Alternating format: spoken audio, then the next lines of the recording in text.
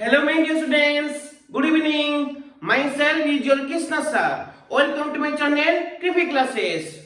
I hope you all are happy and healthy. So, with a lovely smile, let's start today's class. Today we will study some important portion of your units and measurement. Yes or no?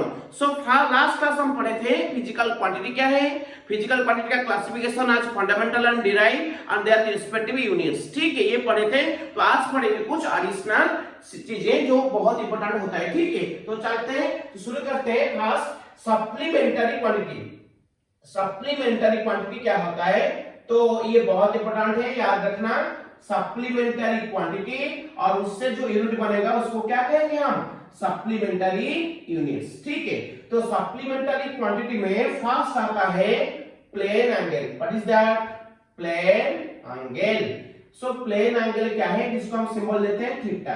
ध्यान रखो, तो ये two dimensional angle है. आई बात समझ में? अच्छा, suppose मैंने एक सर्कल लिया. ये एक सर्कल है, ये सर्कल का जो बाउंड्री होता है उसको आप क्या कहते हो, याद करो. इसको हम सर्कमफेरेंस कहते हैं. क्या कहते हैं? सर्कमफेरेंस.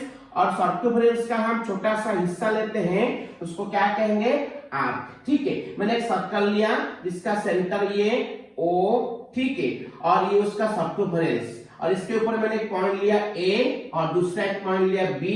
तो बताओ A से B क्या होगा, आर्क. याद रखो, आर्क क्या होता है, एक सर्कल का सर्कमफेरेंस का छोटा सा पार्ट को क्या कहते हैं, आर्क कहते हैं. ये आर्क उसका सेंटर में जो एंगल क्रिएट करता है वो एंगल को क्या कहेंगे, वो एंगल को कहेंगे हम प्लेन एंगल थीटा. याद रखो, plane angle it is the angle made by an arc of a circle at its centre. ठीक है, ये होता है प्लेन एंगल, ये होता है उसका आर्क जिसको हम एल सिंबल देते हैं, और ये ओबी या ओए ये होता है सर्कल का रेडियस जिसको आर्क कहते हैं. ठीक है, तो आपका प्लेन एंगल क्या होगा, what is plane angle theta. ये क्या होगा ना, arc divided by what, radius. It is the angle made by an arc of a circle at its center. It's plane angle. So theta equal to arc by radius. So theta will be, what is the value of arc here, L, and radius r. तो theta होता है L by r. आई बात समझ में? अच्छा, उसके बाद होते हैं प्लेन एंगल का यूनिट क्या होता है. Unit of plane angle important है. यूनिट ऑफ प्लेन एंगल ये क्या होता है, ये होता है तुम्हारा रेडियन. आई बात समझ में? तो इसका यूनिट जो होता है उसको हम क्या कहते हैं, रेडियन कहते हैं. रेडियन सिंबल देते हैं उसको आर डी. ठीक है, ये होता है रेडियन. तो प्लेन एंगल का वैल्यू 1 रेडियन कब होगा, बताओ, जब उसका आर्क का लेंथ ए से बी आर्क ना, अगर उसका लेंथ इक्वल टू उसका रेडियस आर हो जाएगा, तो उस केस में जो एंगल वो क्रिएट करेगा आर्क, उसको कहेंगे उसका 1 radian of plane angle. Once more, जब आर्क का लेंथ सर्कल के रेडियस के साथ इक्वल होता है, तभी ये आर्क जितना एंगल क्रिएट करेगा उसका सेंटर पे, जो प्लेन एंगल क्रिएट करेगा, उसको हम कहेंगे 1 radian. So the value of plane angle of an arc is said to be 1 radian if the length of the arc is equal to the radius of the circle. ठीक है, तो क्या मैंने बोला, the value of the plane angle made by an arc is said to be 1 radian if the length of the arc is equal to the radius of the circle. मतलब when arc का length equals to its radius of the circle, उस case में बताओ theta क्या होगा, theta होगा L by R. एक तरह का क्या लिखेंगे, R by R. ये क्या हो जाएगा 1 मतलब उसको क्या कहेंगे, 1 radian. So angle, plane angle का वैल्यू 1 रेडियन तब होगा जब उसका आर्क का लेंथ उसके सर्कल के रेडियस के साथ इक्वल होगा, उसको हम कहेंगे प्लेन एंगल को 1 रेडियन. सो थीटा होगा 1 रेडियन उस केस में. अच्छा, बताओ थीटा का मैक्सिमम वैल्यू क्या होगा, जब हम आर्क के लिए ए से बी, तो वो जो एंगल क्रिएट करता है उसका सेंटर पे, उसको हम थीटा कहते हैं, प्लेन एंगल. आई बात समझ में? अच्छा, आर्क क्या होता है, आर्क क्या होता है, ये होता है small part of the circumference of a circle. Circle का सर्कमफेरेंस का छोटा सा हिस्सा को हम आर्क कहते हैं. तो बताओ सबसे बड़ा वाला आर्क क्या होगा, बड़ा वाला आर्क क्या होगा ना, खुद सर्कमफेरेंस होगा, क्योंकि जो आर्क है ना वो सर्कमफेरेंस का छोटा सा हिस्सा है, छोटा सा पार्ट है। अगर पूरा का पूरा हम आर्क के बड़ा सा लेंगे तो वो इक्वल क्या हो जाएगा उसका सर्कमफेरेंस। सो उस केस में जब आर्क हो जाएगा पूरा का पूरा सर्कमफेरेंस, मतलब ए से बी नहीं, पूरा ए से लेके एक राउंड घूम के ए आएगा, तो पूरा का पूरा बड़ा सा आर्क जो होगा उसको हम कहते हैं सर्कमफेरेंस। उस केस में एंगल क्या हो जाएगा, एक राउंड वाला एंगल 360 डिग्री होगा। आई बात समझ में। जब आर्क होता है ए से बी, जो एंगल करता है वो थीटा। जब आर्क होगा ए से ए तक, मतलब पूरा का पूरा सर्कमफेरेंस, तो एंगल पूरा ऐसे घूम जाएगा गोल गोल, तो मतलब एक राउंड घूमेगा। पूरा राउंड का एंगल क्या होता है 360 डिग्री। तो बताओ व्हेन क्या लिखेंगे, व्हेन थीटा इक्वल क्या होगा, थीटा इक्वल टू 360 डिग्री एक राउंड, उस समय में आर्क क्या हो जाएगा, देन आर्क एल इक्वल क्या होगा, योर सर्कमफेरेंस 2 पाई आर। ये सुनो तो पुट कर लो यहाँ पे, थीटा की जगह लिखेंगे क्या 360 डिग्री इक्वल टू, थीटा की जगह 360 डिग्री, एल क्या होता है 2 पाई आर। नीचे तो आर था ही, आर आर कटेगा तो 360 डिग्री क्या होगा बताओ 2 पाई। ठीक है, तो एक साइड में दो साइड में 2 काट दो तो 180 डिग्री क्या होगा ना पाई, और पाई उसके ऊपर सी सिंबल देते हैं जिसका मतलब होता है रेडियन। तो 180 डिग्री क्या हो गया पाई रेडियन। सो 1 डिग्री क्या होगा ना pi by 180 degree whole radian. ठीक है, तो 1 रेडियन क्या होगा ना 180 बाई क्या है पाई होल डिग्री। याद रखना 1 डिग्री होता है पाई बाई 180 रेडियन, और 1 रेडियन होता है 180 डिग्री बाई पाई डिग्री। आई बात समझ में। ये था प्लेन एंगल, जो एक 2 डायमेंशनल एंगल होता है, क्योंकि आपको पता है सर्कल एक 2 डायमेंशनल ज्योमेट्री है, और उसका जो छोटा सा हिस्सा आर्क होगा वो भी 2 डायमेंशनल, ये 2 डायमेंशनल के ऊपर है, तो जो एंगल बनेगा वो भी 2 डायमेंशनल एंगल होगा। ठीक है, अच्छा ये था तुम्हारा खास सप्लीमेंट्री क्वांटिटी प्लेन एंगल, और उसका सप्लीमेंट्री यूनिट क्या हुआ रेडियन। उसको सिंबल हम ऐसे देते हैं आर डी। ठीक है, याद रखना। अब चलते हैं सेकेंड सॉलिड एंगल। ठीक है, मोस्ट इम्पोर्टेंट सॉलिड एंगल, ये 3 डायमेंशनल एंगल है, वो 2 डायमेंशनल था, ये 3 डायमेंशनल एंगल। इसको हम ऐसे ओमेगा का सिंबल जैसे लेते हैं। ठीक है, जो पढ़े हो आप ओम नहीं, रेजिस्टेंस जो पढ़े ओम, वो सिंबल यही ओमेगा सिंबल भी यहाँ पे यूज होता है सॉलिड एंगल के लिए। ठीक है, याद रखो प्लेन एंगल एक सर्कल के आर्क के द्वारा बनता है सेंटर पे। सॉलिड एंगल क्या होता है ना, यहाँ पे हम कंसीडर करेंगे स्फीयर, एक स्फीयर जो एक 3 डायमेंशनल बॉडी होता है, आपको पता है सर्कल 2 डायमेंशनल, स्फीयर क्या होता है 3 डायमेंशनल। अच्छा स्फीयर है, ये उसका सेंटर ओ, ये स्फीयर के ऊपर मैंने छोटा सा सरफेस ले लिया, समझ यहां से यहां मैंने एक छोटा सा सरफेस लिया। आई बात समझ में। ये सरफेस को मैंने दिया स्मॉल एस। तो ये सरफेस स्फीयर के ऊपर जो सरफेस है ना, छोटा सा सरफेस मैंने लिया है, ये सरफेस उसका सेंटर पे जो एंगल क्रिएट करता है वो एंगल को कहेंगे क्या ना, कहेंगे सॉलिड एंगल। ये एंगल होगा आपका सॉलिड एंगल। याद रखो the angle made by an arc at the centre of the circle is called plane angle. The angle made by a surface of a sphere at its center called what? Your solid angle. Yes or no? Solid angle क्या होगा बताओ? Solid angle होगा, याद रखो definition. It is the angle made by a surface of a sphere at its center. It's called what? Solid angle. अगर इसको 3 देखेंगे practically में, ये सरफेस ये हो गया, देखो बाहर उसको देखते हैं 3 डायमेंशनल, देखो क्या होगा, ये होता है इसका सरफेस, और ये उसका सेंटर था। ये जो एंगल बनाया गया सरफेस, इसके सेंटर में ये होगा कौन सा एंगल, ये होगा तुम्हारा सॉलिड एंगल, जो आप देखे होंगे कोन जैसा शेप। ये सुनो कोन जैसा शेप जो बनता है वो एक सॉलिड एंगल का डिनोशन होता है। ठीक है, तो ऊपर जो सरफेस लिए हैं इसको एस लेते हैं, ये वाला सरफेस इसको एस लेते हैं। ये सुनो ये सरफेस हो गया एस। आई बात समझ में। ये उसका सेंटर था और ये रेडियस थे नहीं, तो ये सरफेस एक स्फीयर का छोटा सा सरफेस, ये वाला सरफेस उसका सेंटर ओ में जो एंगल क्रिएट करता है, ये एंगल को हम क्या कहेंगे, इसको कहेंगे सॉलिड एंगल। ठीक है, तो सॉलिड एंगल क्या होगा ना, सरफेस जो सरफेस हम लिए हैं वो सरफेस, सॉलिड एंगल क्या होगा बताओ, solid angle equals to the surface taken S by sphere का जो रेडियस होता है उसका स्क्वायर। तो सॉलिड एंगल होता है omega S by r square. ठीक है, जो सरफेस जो एंगल बनाता है जो सरफेस उसका वैल्यू डिवाइडेड बाय जो स्फीयर का जो सरफेस जिस स्फीयर का है उसका रेडियस का स्क्वायर, ये होता है तुम्हारा सल्ली एंगल। आई बात समझ में?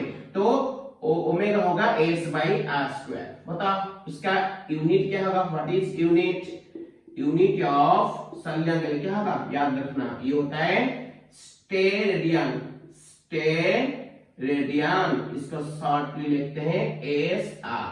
ठीक है, एस आर स्टेरेडियन। ठीक है, अच्छा बताओ प्लेन एंगल रेडियन कब हुआ? जब उसका आर्क का लेंथ उसके रेडियस से इक्वल हुआ। जो आर्क का लेंथ वो सर्कल का रेडियस से इक्वल होगा तभी प्लेन एंगल का वैल्यू क्या होगा? 1 रेडियन। उसी तरह सॉलिड एंगल का वैल्यू 1 रेडियन कब होगा? जब उसका सरफेस, इसका जो सरफेस है अगर वो एक स्क्वायर होगा, एक स्क्वायर, ठीक है, और जिसका साइड जो स्क्वायर होगा जिसका साइड ये स्फीयर के रेडियस से इक्वल होगा, तो उस केस में क्या होगा ना, ये ओम सिंबल जो है जो ओमेगा है उसका वैल्यू 1 रेडियन होगा। तो बताओ तो 1 रेडियन कब होगा? देखो व्हेन ये सरफेस क्या होगा? एक स्क्वायर होगा जिसका radius equal to the radius of the sphere. अच्छा, अगर ये सरफेस एक स्क्वायर होता है, एक स्क्वायर होता है इस तरह, और उसका साइड क्या होगा? इक्वल टू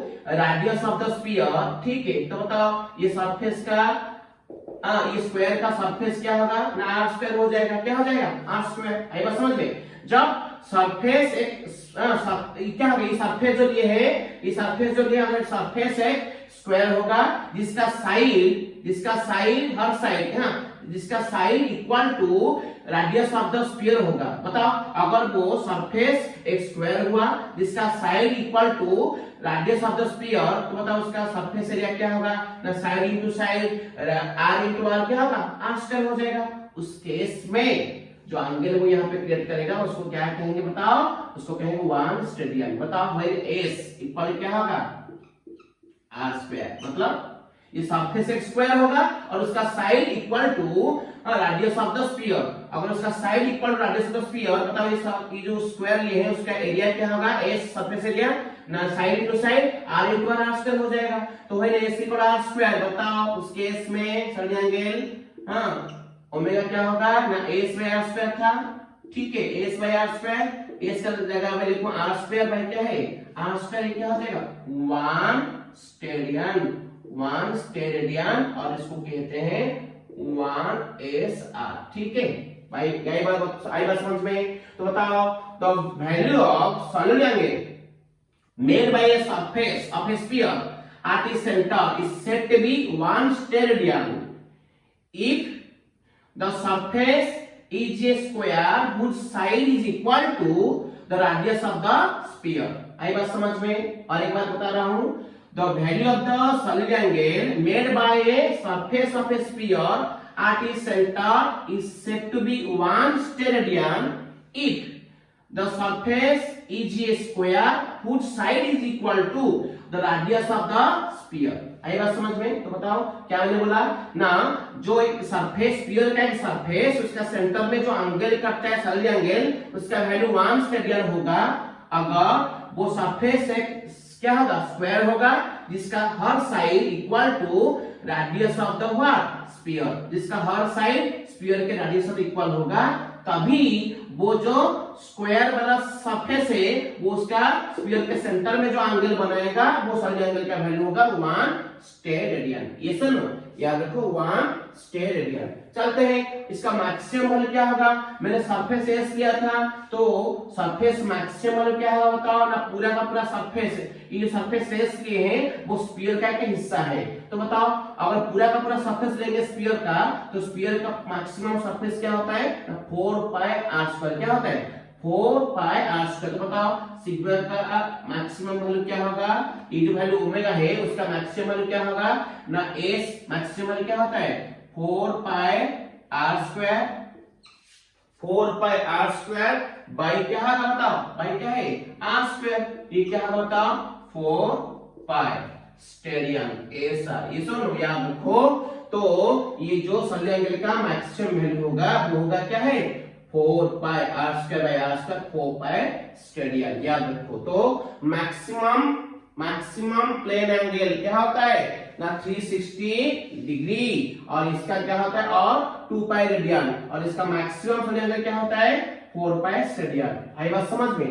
तो ये था दोनों सप्लीमेंट्री क्वांटिटी। एक होता है प्लेन एंगल जिसका सप्लीमेंट्री यूनिट होता है रेडियन, और दूसरा सप्लीमेंट्री क्वांटिटी होता है सैलरी एंगल जिसका सप्लीमेंट्री यूनिट क्या होता है ना स्टेडियन। आई बात समझ रहे। याद रखना ये एक 2 डायमेंशनल एंगल है जो आर्क सर्कल के सेंटर पे बनाता है, और ये होता है 3 डायमेंशनल एंगल जिसका स्फीयर का एक सरफेस उसका सेंटर में जो एंगल बनाता है उसको हम कहते हैं कौन सा ना सैलरी एंगल ओमेगा। ठीक है, ये हो गया तुम्हारा सैलरी एंगल और प्लेन एंगल का क्वेश्चन, जिसको हम कहते हैं क्या है ना सप्लीमेंट्री एंगल्स। क्या होता है सप्लीमेंट्री एंगल्स। ये होता है तुम्हारा प्लेन, ये क्या होता है सैलरी एंगल। ये दोनों को कहते हैं सप्लीमेंट्री क्वांटिटी। ये सुनो और सप्लीमेंट्री एंगल्स इसको कह सकते हो। आई बात समझ में। आगे चलते हैं और कुछ यूनिट के बारे में पढ़ेंगे। ठीक है, क्या है ना कुछ practical units of large distances. याद रखो कुछ प्रैक्टिकल यूनिट जो यूनिट हम प्रैक्टिकल लाइफ में इस्तेमाल करते हैं। ठीक है, तो practical units of large distance का यूनिट देखेंगे तो आपको पता होगा एक होता है एस्ट्रोनॉमिकल यूनिट्स, आप सुने होंगे। दूसरा होता है लाइट ईयर, और एक होता है पार्सेक पार्लेटिक सेकंड। और ये तीनों बहुत इंपॉर्टेंट होते हैं। These are the 3 practical units of large distances. ठीक है, लार्ज डिस्टेंस को मेजरमेंट करने के लिए ये तीनों बहुत इंपॉर्टेंट होते हैं, light year, astronomical unit and parsec. तो चलते हैं 1 by 1। फर्स्ट होता है तुम्हारा क्या है astronomical unit. What is astronomical unit? Astronomical unit बताओ। इसको हम सिंबल देते हैं AU। What is astronomical unit? It is the distance of the sun from the earth. क्या है astronomical unit? It is the what? It is the distance of the sun from the earth. ठीक है, अर्थ से सूरज का distance को क्या कहते हैं astronomical unit. Distance of the sun from the earth. और इसका वैल्यू क्या होता है जानते हो 1 एस्ट्रोनॉमिकल यूनिट होता है 1.496 10^11 मीटर। इसको कैसे लिख सकते हैं 1.1496 10 क्या होगा 8 मीटर होगा। आई बात समझ। इसको क्या लिखेंगे 1496 10^5 क्या होगा किलोमीटर होगा। 1496 00000 किलोमीटर। मतलब क्या हुआ था 14 करोड़ 96 लाख किलोमीटर। ऑलमोस्ट उसको ले लेते हैं 15 करोड़। आई बात समझ में किलोमीटर। तो 1A होता है 14 करोड़ 96 लाख किलोमीटर और अप्रोक्सीमेटली 15 करोड़ किलोमीटर, जिसका वैल्यू ये होता है 1.496 10^11 मीटर। याद रखना ये होता है 1 astronomical unit, the distance of the sun from the earth. तो धरती से सूरज का डिस्टेंस को हम कहते हैं एस्ट्रोनॉमिकल यूनिट। याद रखना। उसके बाद चलते हैं लाइट ईयर। आलोक वर्ष इसको कहते हैं लाइट ईयर। बताओ व्हाट इज लाइट ईयर? आपको पता है लाइट एक सेकंड में वैक्यूम में एक सेकंड में कितने स्पीड में जाता है 3 लाख किलोमीटर। मतलब 3 × 10⁸ मीटर पर सेकंड इस स्पीड में मूव करता है लाइट इन वैक्यूम में। ठीक है, तो अगर एक सेकंड में वो 3 × 10⁸ मीटर जाता है, ठीक है, तो एक घंटे में कितना होगा इनटू क्या करेंगे ना 3 एक सेकंड में जाता है 3 × 10⁸, तो एक घंटे में क्या होगा 3600 मल्टीप्लाई करना। एक घंटे का हुआ तो एक दिन में क्या होगा 24 इंटू करना, तो एक दिन में आया। उसके बाद 365 इंटू कर देना, वो एक साल का आ जाएगा। मतलब अगर लाइट एक सेकंड में वैक्यूम में एक सेकंड में 3 × 10⁸ मीटर जाता है, तो उसी हिसाब से एक साल में उसका डिस्टेंस कितना होगा तो उसको क्या कहेंगे 1 लाइट ईयर। बताओ 1 लाइट ईयर क्या है? It is the distance traveled by light in vacuum। कहां? in वैक्यूम इन 1 ईयर, इसको कहते हैं 1 लाइट ईयर।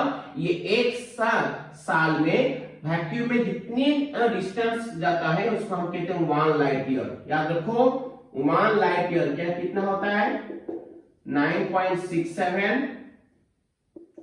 ठीक है 9.67 10 पर क्या होता है ना 10⁻15 मीटर, ये होता है ओके, ये होता है 9.67 10⁻15 मीटर, ये होता है किसका वैल्यू 1 लाइट ईयर का वैल्यू होता है अप्रोक्सीमेटली इतना 9.67 10⁻15 मीटर, ये होता है light year the distance travelled by light in vacuum in 1 year. आई बात समझ में? अच्छा उसके बाद चलते हैं और एक यूनिट, बताओ पार्सेक।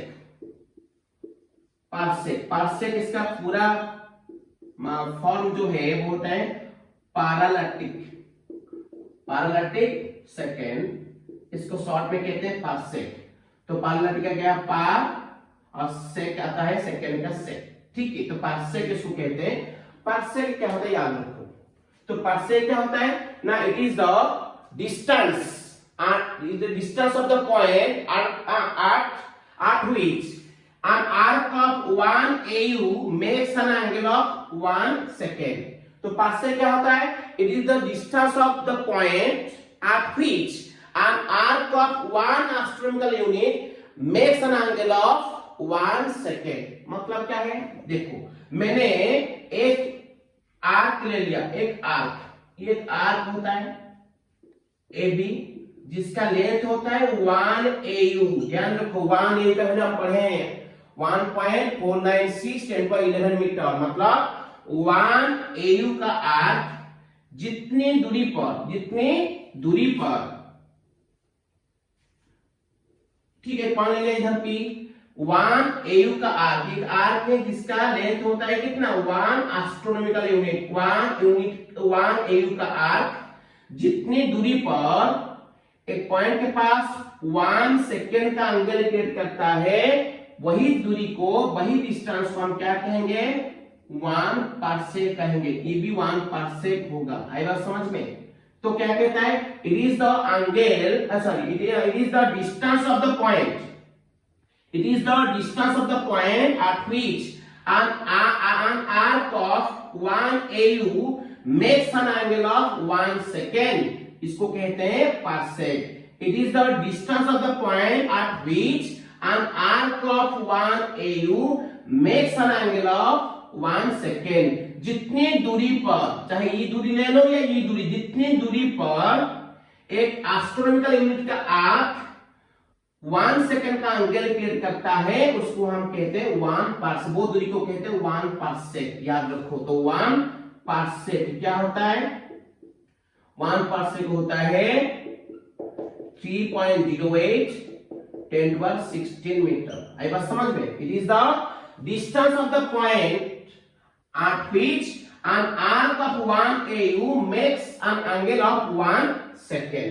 आपको सर 1 सेकेंड एंगल मतलब क्या होता है, ध्यान रखो 1 डिग्री होता है 60 मिनट, और 1 मिनट कितना सेकेंड होता है 60 सेकेंड। सेकेंड के लिए डबल कॉमन सा सिंबल और मिनट के लिए सिंगल कॉमन सा सिंबल ही होता है सबस्क्रिप्ट में, ठीक है। तो 1 डिग्री होता है 60 सेकेंड और 1 डिग्री होता है 60 मिनट और 1 मिनट होता है 60 सेकेंड। बताओ तो 1 डिग्री क्या हो गया, आई बस समझ में, 1 डिग्री होता है 60 मिनट और 1 मिनट होता है 60 सेकेंड। तो बता 1 मिनट अगर 60 सेकेंड तो 60 मिनट क्या होगा ना, 60 into 60 क्या होगा 3600 क्या होगा सेकेंड। ये होता है 1 डिग्री, अगर 1 डिग्री होता है 3600 सेकेंड तो 1 सेकेंड क्या होगा 1 बाई क्या होगा 36 डिग्री। 1 डिग्री का 3600 पार्ट से एक पार्ट को कहते हैं 1 सेकेंड। आई बात समझ में? यह है कि आपका 1 सेकेंड। तो जो आर्क एक आर्क जिसका लेंथ होता है 1 AU, वो जितनी दूरी पर 1 सेकेंड का एंगल क्रिएट करता है वो दूरी को हम कहेंगे 1 पार्सेक, जिसका वैल्यू होता है 3.08 10⁻16 मीटर। आई बात समझ में? तो 1 डिग्री होता है 60 मिनट, और 1 मिनट होता है 60 सेकंड, तो ये कितना सेकंड हो जाएगा? 3600 सेकंड हो जाएगा तुम्हारा 1 डिग्री। तो 1 सेकंड क्या होगा? 1/3600 हो, क्या होगा? डिग्री। मतलब 1 डिग्री का 3600 पार्ट से एक पार्ट को हम कहते हैं 1 सेकंड। वही 1 सेकंड का अगला अगर बनाएगा एक आर्क जिसका लेंथ होता है 1 इंच, वो जितनी दूरी पर बनाएगा वो दूरी को कहते हैं 1 पार्सेक। मतलब B से P या A से P, इसको हम कहते हैं 1 parsec. Is the distance eight which an arc of 1 AU makes an angle of 1 second. ये सर ये हो गया तुम्हारा तीनों most important unit, astronomical unit, light year and parsec, याद रखना, ठीक है। तो अभी देखो ये आ गया, उनके बीच में अगर आपको पूछेगा रिलेशन बनाने के लिए कैसे करोगे, तो याद रखना ये होता है तुम्हारा 1 AU लिखना, 1 AU, उसका नीचे उसका वैल्यू लिखना 1.496 10^11 इक्वल टू 1 लाइट ईयर लिखना 1 LY light year divide by इसका नीचे उसका वैल्यू लिखना क्या है 9.67 10^15 मीटर इक्वल टू 1 पार्सेक लिखना, पार्सेक डिवाइड बाय उसका नीचे उसका वैल्यू लिखना क्या है 3.08 10 क्या है 16। ये पूरा का पूरा फार्मूला याद रखना। अगर यहां से किसी का कन्वर्जन पूछेगा कर सकते हो। अगर पूछेगा AU और पार्सेक के बीच में रिलेशन, तो लिखना AU by this one equal to parsec by this one। तो AU कितना होगा ना, ये इधर डिवाइड हो जाएगा, क्या हो जाएगा इनटू हो जाएगा, ये बात समझ गए। तो 1 AU क्या होगा ना, ये इधर इनटू होगा तो क्या होगा 1.496 ऊपर रहेगा, नीचे 3.08 10^16 इनटू पार्सेक। और 1 पार्सेक होगा ये इधर के इनटू हो जाएगा। उसी तरह इसके बीच में रिलेशन क्या होगा ना 1 LY क्या होगा लाइट ईयर ना, ये इधर डिवाइड इधर इनटू हो जाएगा। अगर इसके साथ रिलेशन है तो 1 LY क्या होगा ना, ये इधर इनटू हो जाएगा। तो आप वैल्यू निकाल सकते हो लाइट ईयर से एस्ट्रोनॉमिकल यूनिट, लाइट ईयर से पार्सेक, और एस्ट्रोनॉमिकल यूनिट से लाइट ईयर, एस्ट्रोनॉमिकल यूनिट से पार्सेक, कोई भी आप कन्वर्जन कर सकते हो। ये होता है तुम्हारा practical units for large distance measurement. ये समझो ये हो गया, ठीक है। तो आगे चलते हैं और कुछ एडिशनल यूनिट याद रख लो जो हमारी लाइफ में यूज होता है, जो आप सुने हो, हाँ उसका वैल्यू भी थोड़ा बहुत याद रख लेना, ठीक है। तो क्या होता है ना, ये होता है फर्स्ट ना 1 बार, ये एरिया के लिए इस्तेमाल होता है। 1 बार क्या होता है 10⁻⁻28 मीटर स्क्वायर, 1 बार ये एरिया के लिए।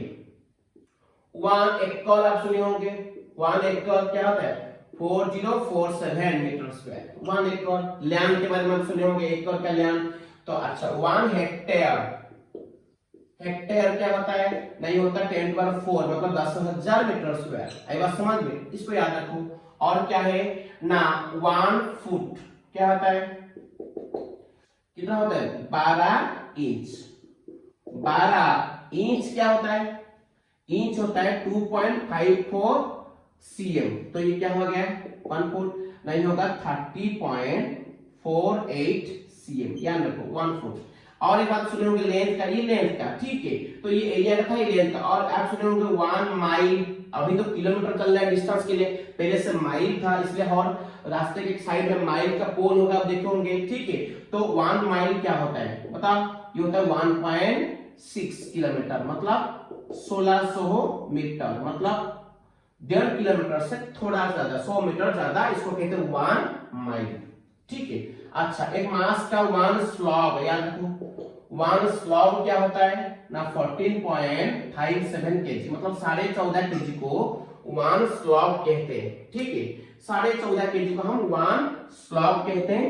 स्लॉग मतलब 14.57 kg याद रखना, ठीक है। अच्छा उसका चलते हैं टाइम का एक है, जिसको आप सुने होंगे सेक।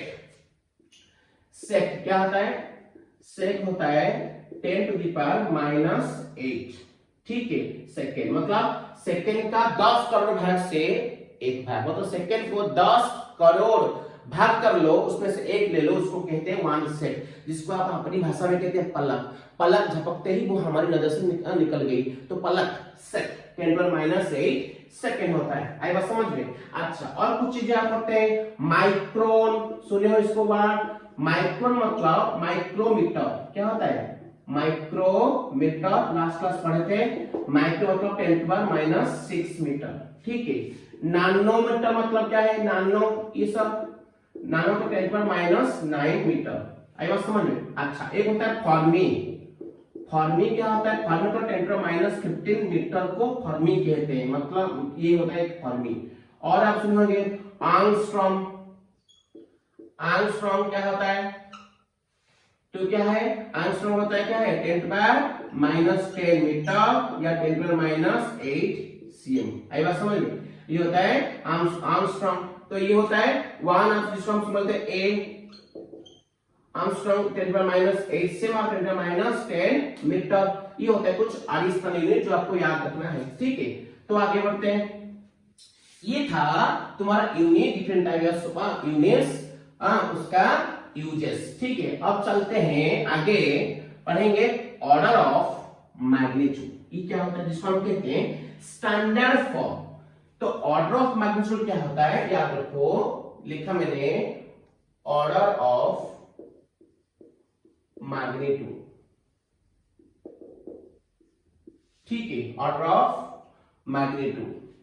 तो एक्स लेते हैं इसको, तो क्या है ना, order of magnitude of a physical quantity, magnitude of a physical quantity is the what, power of 10 which is equal to its magnitude। याद रखो क्या है, ठीक है। तो क्या कह रहा है ना, order of magnitude of a physical quantity is the power of 10 which is equal to its magnitude। मतलब अगर मैं एक फिजिकल क्वांटिटी लेता हूं n, उसको कैसे लिखता हूं ना, n into 10 to power x। 10 to power क्या है, x। ये होता है फिजिकल क्वांटिटी, ये होता है n और ये 10 to power x, ये x होता है ऑर्डर ऑफ मैग्नीट्यूड। अच्छा, यहाँ पर n क्या होना चाहिए, यार n का value less than equal to 5, more than equal to 0.5 के बीच में होना चाहिए, याद रखो, तभी होगा। तब जो x निकल आएगा, x को कहेंगे, ये क्या है, x is called order of magnitude of, क्या है, मैग्नीट्यूड ऑफ n। यहां फिजिकल क्वांटिटी, n यहां क्या है, फिजिकल क्वांटिटी ना, तो ऑर्डर ऑफ मैग्नीट्यूड हम किसका निकालते हैं, फिजिकल क्वांटिटी का। तो इस केस में x होगा order of magnitude of n। कुछ एग्जांपल लेते हैं। सपोज मैंने लिया है 8125 ऐसे लिया है, तो इसको कैसे लिखेंगे, मैं लिखूंगा 0.812 10 पर क्या होगा, बताओ क्या हो जाएगा। अगर याद रखो एक होल नंबर में डेसिमल पॉइंट नहीं है, मतलब ये 8125 यहाँ पे डेसिमल पॉइंट नहीं है, तो कहाँ है, ये राइट मोस्ट एंड में यहाँ पे है, ठीक है। जो मेंशन नहीं है पर है, इसको कहते हैं understood decimal point. Decimal point दो होता है, एक होता है गिवन डेसिमल पॉइंट जो मेंशन होता है, रिटन में होता है, और दूसरा होता है अंडरस्टूड डेसिमल पॉइंट जो नहीं होता, मेंशन नहीं होता, रिटन में नहीं होता, पर पता चलता है कहाँ है। इधर देखो, यहाँ पे डेसिमल पॉइंट रिटन में नहीं है, पर पता चलता है कहाँ पे, कहाँ पे ना, तो राइट मोस्ट एंड पे। इसको कहते हैं अंडरस्टूड डेसिमल पॉइंट, याद रखो। तो डेसिमल पॉइंट को हम अगर लेफ्ट को मूव करेंगे तो उसका वैल्यू क्या होगा, नंबर का वैल्यू घटा, तो बैलेंस करने के लिए इनटू करके 10 के ऊपर पावर पॉजिटिव लेना पड़ेगा। अगर डेसिमल पॉइंट मैंने राइट को घुमा रहा हूं, राइट को मूव कर रहा हूं, तो उसका वैल्यू, नंबर का वैल्यू क्या हो रहा है, बढ़ रहा है। अगर वैल्यू बढ़ रहा है तो उसको बैलेंस करने के लिए उसको घटाना पड़ेगा, इसलिए इसके साथ इंटू होगा क्या, 10 टू द पावर 10 के ऊपर नेगेटिव पावर। देखो यहाँ पे मैंने वही बता रहा हूँ, 8125 था, तो इसको कैसे लिखूं ना, इस फैक्टर में लिखूं n into 10 to power x। तो ये n का वैल्यू याद रखो 0.5 से 5 के अंदर होना चाहिए। अच्छा, तो ये मैं क्या लिखा, 0.812 लिखा। आई बात समझ में। तो डेसिमल पॉइंट इधर क्या था, राइट मोस्ट में था, तो इसको मैंने पीछे लाया है, 1 2 3 कदम लाया है, तो लाके इधर डाला है, ठीक है। तो इधर डाला है तो क्या होगा, 8.125 हो जाएगा। अगर इधर में डालूंगा तो 8.125 हो जाएगा, पर हमको नंबर क्या चाहिए, जो n वो 0.5 से 0.5 से लेके 5 तक चाहिए, पर ये क्या हो गया, 8 हो गया, तो 5 से बड़ा है, नहीं जाएगा। मतलब ये जो डेसिमल पॉइंट और एक पोजीशन शिफ्ट करेगा लेफ्ट को, तो कहां से था, कहाँ था, यहाँ पे था, तो कहाँ आया ना, 1 2 3 4 कदम आया पीछे, तो क्या हो गया 0.8125 लिखा। अच्छा इनटू ये जो वैल्यू था कितना 8125 था, ये हो गया 0.8125, मतलब उसका वैल्यू हम घटा दिए। तो 10 टू पावर जब हम लेंगे तो बढ़ा के लेंगे, मतलब पॉजिटिव करके लेंगे ताकि ये बैलेंस हो सके। देखो 8125 था, 8125 था, इसको लिखें 0.8125, ये वैल्यू से वैल्यू घटा हुआ है, तो इसीलिए इसको बैलेंस करने के लिए 10 पावर इंटू करेंगे, और 10 का जो पावर होगा वो क्या होना चाहिए, पॉजिटिव। कितना पॉजिटिव, नहीं डेसिमल पॉइंट कितना स्टेप जंप किया है, देखो यहाँ पे था तो 1 2 3 4 कदम आया है, तो इसके ऊपर पावर क्या होगा 4 होगा।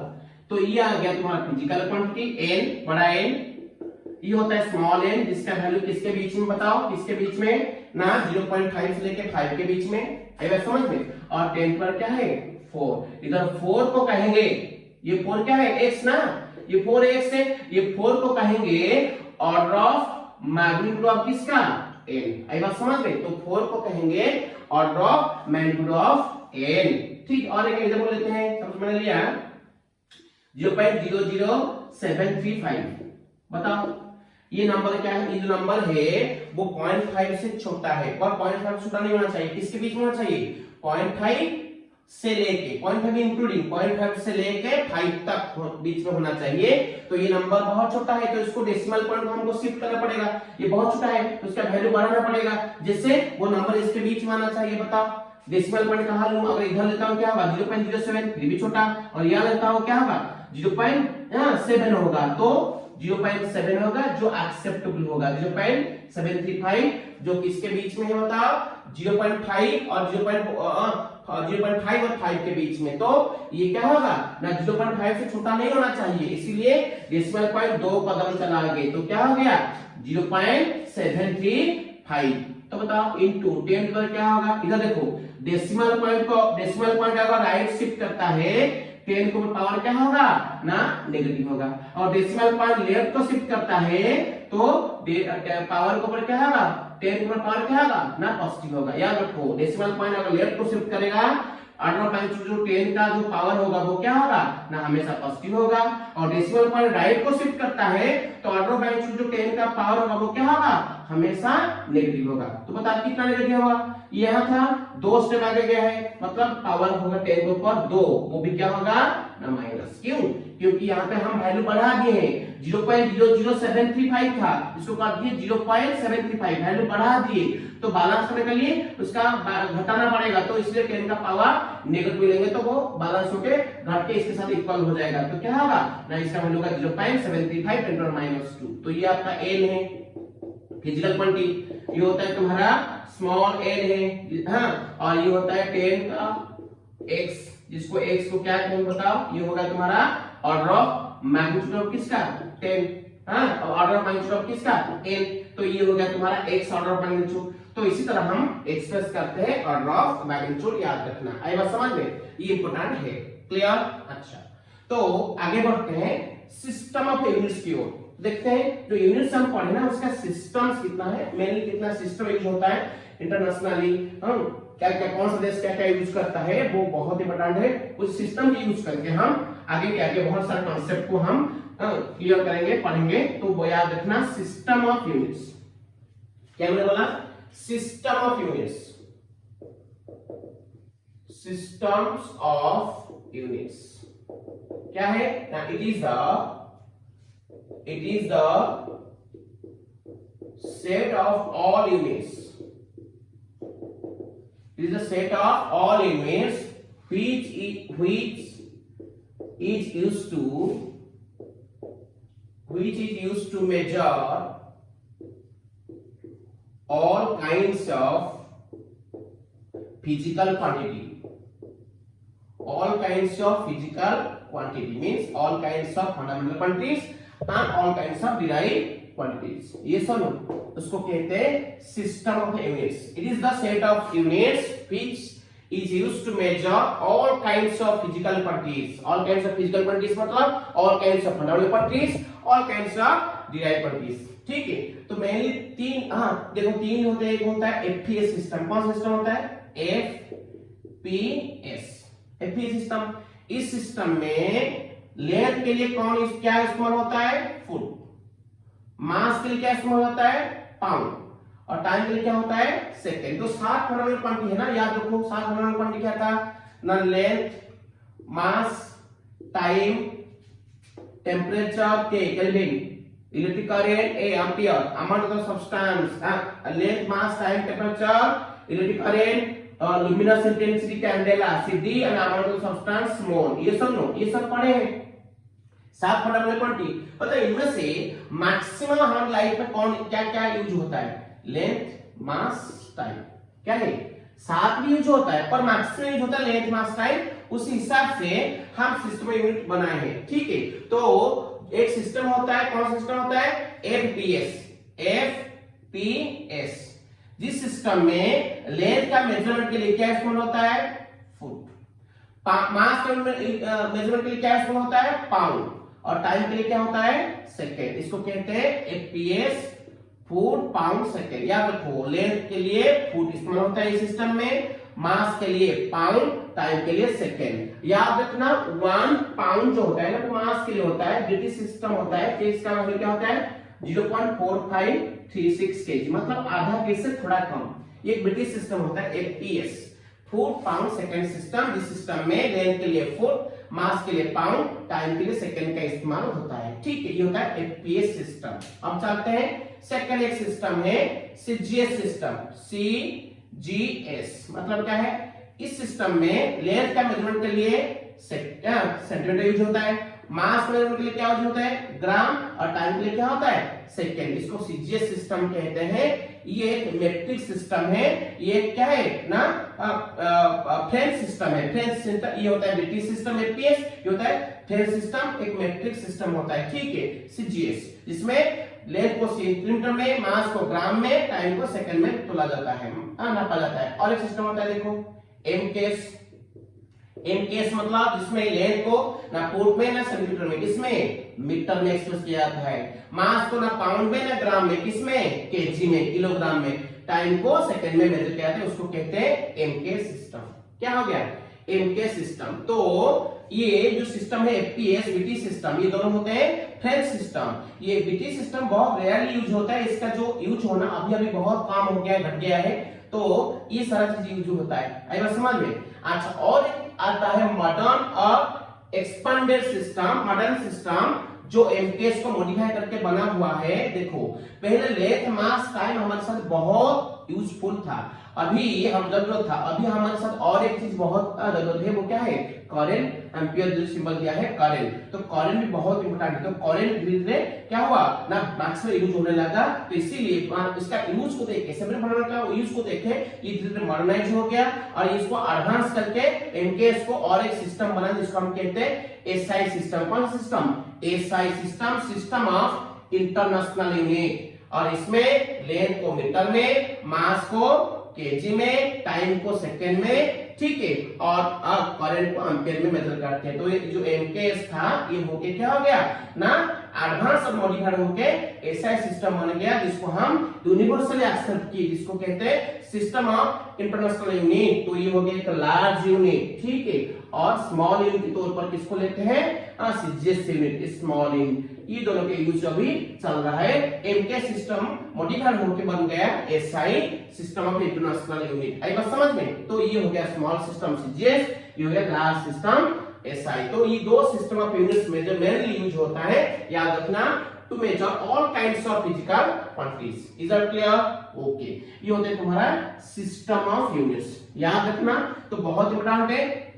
तो कमिंग क्लास हम लाके देखेंगे और एक बहुत सारा वेराइटीज, तो चीजें पढ़ेंगे इसका यूनिट मेजरमेंट का, जो होता है फंडामेंटल क्वांटिटी क्या है, तो वो उसका हम पढ़ेंगे dimensional formula, dimensional analysis, okay, और डायमेंशनल इक्वेशन, चाहे वो फंडामेंटल हो या डिराइव, सबका हम क्या पढ़ेंगे ना, dimensional formula, dimensions, dimensional equation और उसका बहुत सारा एप्लीकेशन, 3 एप्लीकेशन होते हैं, इसका यूज पढ़ेंगे और बहुत सारा क्वेश्चन भी इसके ऊपर करेंगे, ठीक है। तो thank you guys, see you in the next video class. So keep watching my channel and subscribe my channel. Thank you very much. Wish you all the best for your career. Jai Jagannath. Thank you very much to all of you. Thank you. Good night. Best of luck. Thank you.